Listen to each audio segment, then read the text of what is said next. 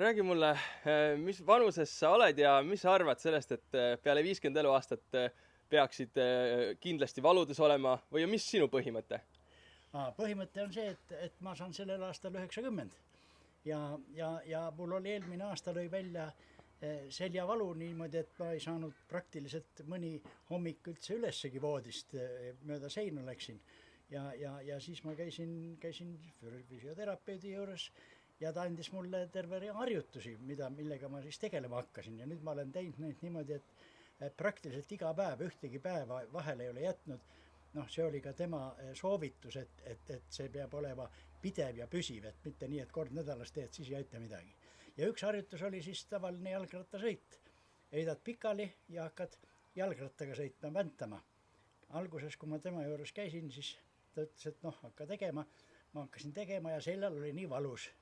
Siis ta ütles, et tõmba jalad rohkem kõhu alla, kõhu peale ja tee kõhu peal neid harjutusi, mitte sirgete jalgadega ega poolsirgete. Siis ei olnud valus ja nüüd ma seda harjutust olen piisavalt teinud ja järjest on suurenenud kordade arv, mis ma väntan.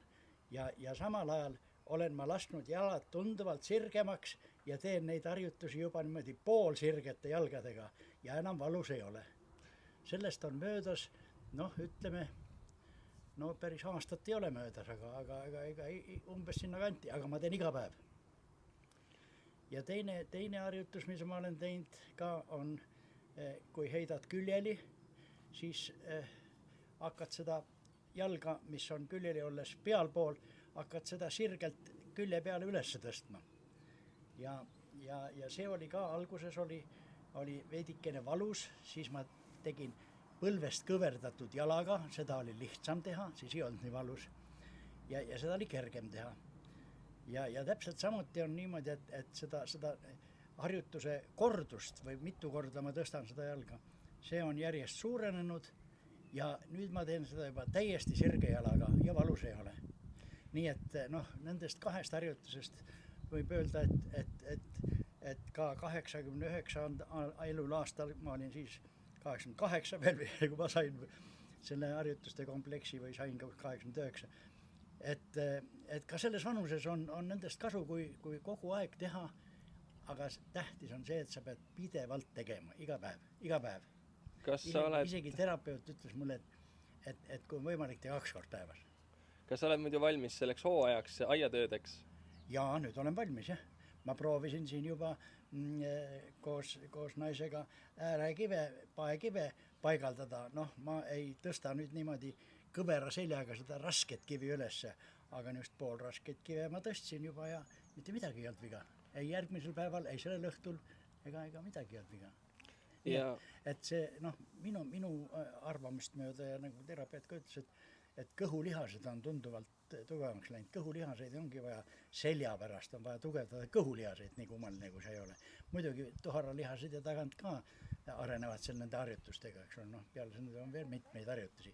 On veel selliseid harjutusi, et tuleb teha väga hoogsalt käeringe, niimoodi suuri käeringe, nii ühe kui teise käega. Ja nii naljakas võib arvata, et kui teed käeringe, et kuidas see kõhulihastele mõjub. Aga näe mõjub, kui teed ikka väga kõvasti suuri käeringe, siis ja piisavalt kaua, siis tunned kohe kõhulihastes. Või 2 käega niimoodi teed kogu aeg. Ja pingsalt teed niimoodi.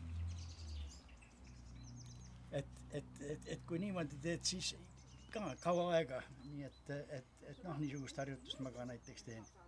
Siis selline harjutus on ka, mis on lihtne harjutus, aga seda saab hästi palju teha. Heidad pikali ja hakkad kõhtu, oled pikali ja hakkad kõhtu üles tõstma, aga nii, et püüad, et selg ja reied jääksid maha, et ainult see kõhu osa tõuseks. Seda on alguses mõelda keeruline, kuidas ma seda saan tõsta, eks ole. Ega ta ei tõusegi eriti palju, ta tõuseb võib-olla 3, võib-olla 5 sentimeetrit, mitte rohkem, sest muidu tulevad jalad ka seal lamale olekul üles, mitte ei pea ennast kandade peale tõstma niimoodi ja säälte peale. Ja seda harjutust teha niimoodi, ikka päris palju, ma vahest huvi pärast lugenud ka kuskil 100 korda järjest niimoodi. See on niisugune harjutus. Nii et kui neid harjutusi kõiki teha ja kõiki teha iga päev, siis mina julgen küll väita, et ka minu vanuses see aitab. Ja kas on mingid harjutused, millega siis hakkate valmistuma ka suvehooajaks? Noh, ma püüan nüüd hakata mingeid uusi harjutusi nii väikese juhendamisega tegema, kuna mul on nüüd need jõukummid olemas erinevad ja püüan siis nendega ka veel juurde lisada mingeid harjutusi. Ja mis sa ütleks teistele, kes tõesti tunnevad ennast sellises täbaras olukorras ja arvavadki, et 50-selt see on täiesti tavaline, et kuidas sa julgustaksid neid veelgi? Ja mina julgustaksin nii, et see ei ole üldse tavaline. Minul see seljavalu tekkis ka järsust väga suure raskuse tõstmise tagajärjel, kus juures pärast tehti pilt ja leiti, et seal kettad olid natuke nihkunud omavahel, selle selgrokettad. Nii et või kui on mingi muu närvivalu või mina julgustan küll, et see füsioteraapia on üks kõige efektiivsemaid vaatamata vanusele. Kui sa muidugi oled juba lamavaige, eks ole, siis on raske öelda, et tee seda harjutust, siis sa tõused püsti, eks ole, aga kui sul on niisugused seljavalud ja hakkad juba niimoodi vajuma natukene kooku ja siis ta aitab see päris kindlasti, vaatamata sellele, kas sa oled 60, 70 või 80 või veel enam kui nagu mina. Kui palju sa soovitad jalutada päevas? Ma oma telefoni ja kella pealt vaatan ikka, palju ma kõndinud olen. Ja talvel ei saa ju eriti mingeid põllutöid ega muid töö teha, siis ongi see kõndimine ja need harjutused on põhiline füüsiline koormus, mis ma üldse tahan rakendada. Ma arvan, et keskelt läbi. No mul on päevi, kus ma olen kõndinud 10 kilomeetrit, aga on päevi, kus ma olen kõndinud ka 3-4 kilomeetrit. Nii et kuskil seal vahel võib-olla siis 6 kilomeetrit päevas, niimoodi on mul keskmine kõndimine ikka. Igapäevaselt kõnnid? Igapäevaselt ikka. Mõni päev vähem, mõni päev rohkem, nagu ma ütlesin. Oleneb ilmast ka ja oleneb libedaga, talvel libedaga eriti hoogsalt ei kõnni, kuigi mul on